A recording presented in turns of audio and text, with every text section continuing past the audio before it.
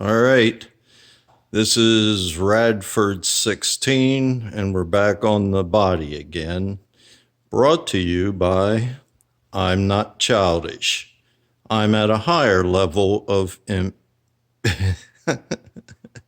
at a higher level of immaturity.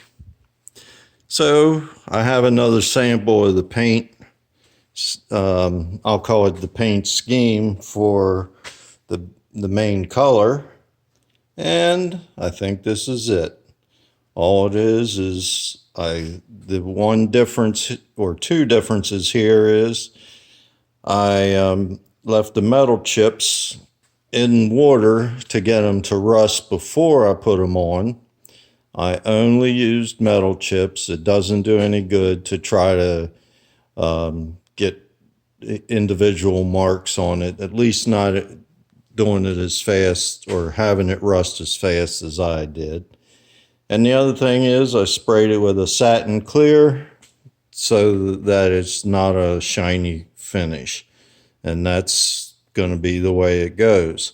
Now, when I do the stripes, now they will be absolutely as shiny as possible. All right, well, I got my first piece tacked in.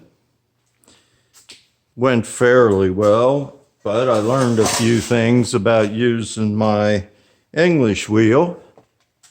One, this is too big a piece to work by yourself, especially. And of course, even with help, I don't know how you could handle this all in one piece. I would never do this big again. The thing is, though, it's a large area and I didn't want a lot of seams. But once I got started, I just figured I'd fight it till the end. So I got it in place. It doesn't look too bad. It's a little rougher than what I wanted. You got to be patient with the English wheel, and that's one of the problems when you're holding a big piece of material like this. This is, I'm trying to remember the thickness of it. This is around close to 100 thousandths thick, if I remember correctly. Maybe not. I'll be back to you on that one. So, also, here's some of the issues you find out when you've never done this kind of stuff before.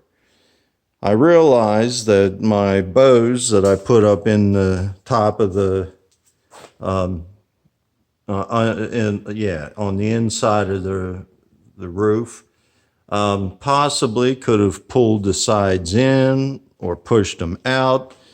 And because I didn't have a brace, at least one brace going across, probably needed at least two, I couldn't be sure that my doors were going to close right and not have like a gap up in this corner, meaning it being out, or maybe it's in too far in the top, so then it would be out at the bottom, which it's out a little bit right now, but I think that's pretty much the way it came. So I had to remount the doors. Now, to do the doors, I had to drill and tap out all the holes that hold the hinge on, because over half of the bolts taking it apart broke off because of rust. So a lot of my time last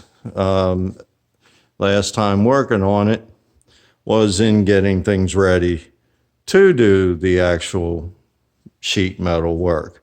That's all part of what happens, especially when you're learning. And I learn without much help. You know, I don't have a mentor or anything like that. I look at things and say, yeah, that'll work, or no, it won't, and I go from there. So that's an update for now. I will hopefully have a piece here on the sides for the next episode, and see you then.